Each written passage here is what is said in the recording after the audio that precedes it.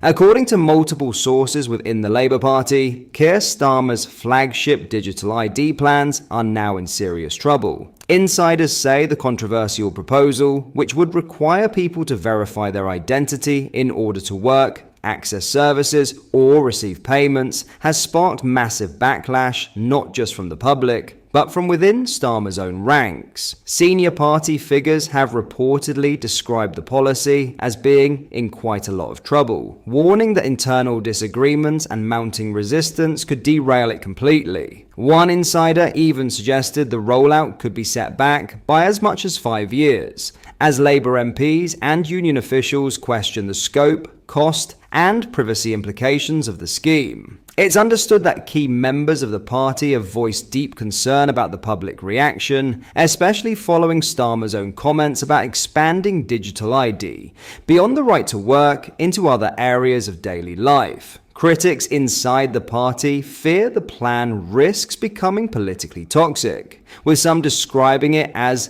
deeply unpopular and impossible to sell to voters already worried about government overreach. Despite Starmer's insistence that digital ID would help tackle illegal working and streamline public services, many within Labour now believe the proposal could end up being delayed, rewritten, or even quietly dropped altogether. For now, though, the message from those close to the project is clear. Starmer's digital ID system is facing a major internal revolt, and the entire rollout may be on the brink of collapse. Have a watch of this from a source close to Labour. I was told a couple of days ago that Number 10 were holding online post-conference Zoom call effectively with Labour MPs just to update them on where things are with the party and with the government, with Number 10. And they were told that there would be meetings with Number 10 officials, government ministers,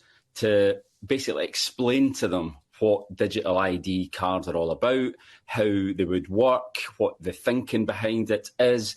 And a couple of the MPs who were on this call were basically just sort of tearing their hair out, messaged me to say they're planning these meetings to try and win us round.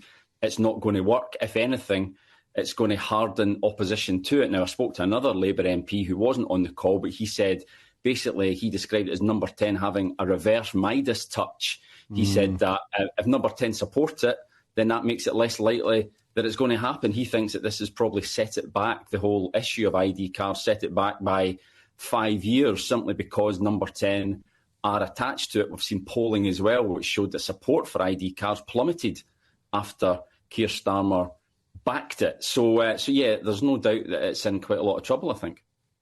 Kevin, there's so many points to pick apart there. Let's start with the notion. If you look at the map, that petition map of where people have been signing this petition, a lot of the people are in Labour seats. A lot of them are in Labour seats with relatively slim margins. A lot of the seats are where Reform are nibbling at their heels. And this is another wheelie bin fire for those local parliamentarians, on top of the winter fuel allowance, on top of the farming backlash, you name it. It's something else they've got to deal with on the doorstep, and it's going to be a hard sell for them. It is, Martin. I mean, you mentioned there's 2.8 million people have signed that petition. Now, that, put it in some kind of context, that is a lot of people signing a petition on the Parliament website. You know, that is, I think that shows how much public opposition potentially there is out there. And a lot of Labour MPs are saying, why are we doing this? It wasn't in the manifesto. They don't understand why Keir Starmer is suddenly all guns blazing for it. And there's also some debate as to, you know, what the official reason for it was. If you remember when Keir Starmer announced it, he said it was to crack down on illegal immigration. It means that if you want to start a job, you must have one of these cards. So if you're here illegally, then you won't have the card, therefore you can't work, and that will reduce the so-called pull factors, bringing people here on small boats, for instance. But since then, and I think Keir Starmer's talked about this on his trip to India, they've started saying, oh, well, there's other reasons for it as well. It'll make other bits of public service, accessing public services more easy. And people are saying, well, hang on a minute, what is the reason behind it? You said it was this, now you're saying it's that. What, you know, it's all a bit muddled and confused. And you're right, it's a difficult one for Labour MPs to try and sell on Kevin. the doorstep and they're talking to voters. What are your thoughts on this? Let me know in the comments. In other news, Jeremy Corbyn has launched a fierce attack on both Labour and Reform UK, accusing his former party of fanning the flames of racism, while likening Keir Starmer to Nigel Farage in a scathing new column. Writing in The Standard, the former Labour leader, now co-leader of the fledgling Your Party, claimed, "Keir Starmer is a plastic patriot just like Nigel Farage." Mr. Corbyn argued that both Labour and Reform are wrapping themselves in as many Union Jacks as they want, saying it represents a hollow form of nationalism that does little to unite the country. Instead, Mr. Corbyn painted a very different picture of Britain through the lens of his own North London constituency. "There are probably over 70 languages spoken in my constituency," he said. Islington North is incredibly diverse, made up of people who have come from all over the world to make this place their home. He went on to praise that diversity as a source of resilience and collective strength.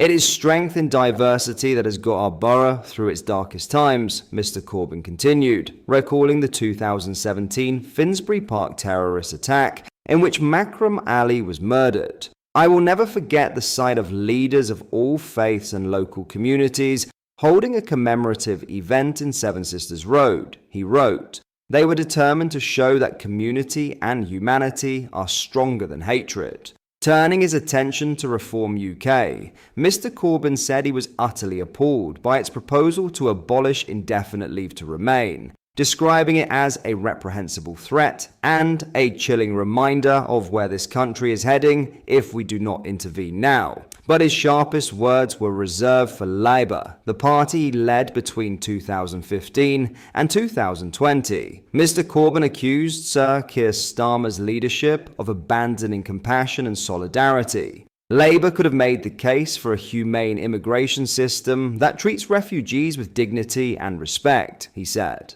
Instead, they fanned the flames of racism. Reflecting on his decades in politics, he added, "For as long as I have been alive, people have been determined to build this kind of society. Over the past 40 years, I have been struck by how willing people are to join campaigns to preserve our schools, green spaces, and community hubs. In all instances, it is ordinary people standing side by side to protect the institutions that bind them together."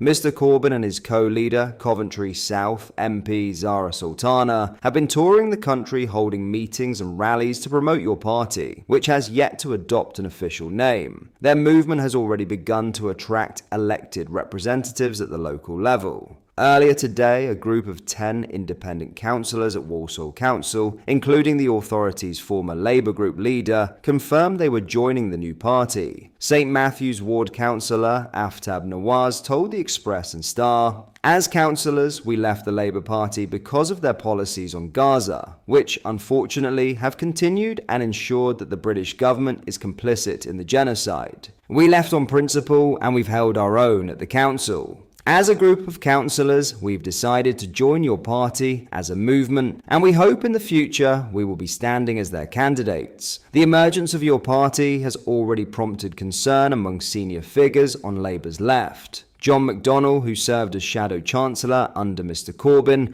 warned that Labour risks alienating its traditional support base. The tactic that they're using at the moment, the strategy they're using, is the old traditional one from the right. Don't worry about those who vote Labour, because they'll always vote Labour. There's nowhere else for them to go, so let's target Reform," Mr. McDonnell said. "It's a catastrophic mistake because there is somewhere else to go, both in terms of the Greens and possibly the new party that Jeremy is establishing. The more you shift to the right, particularly the racist right, the more you will lose our support. And our biggest problem at the moment is the stay-at-home vote." What are your thoughts on what we discussed in today's video? Let me know down in the comment section below.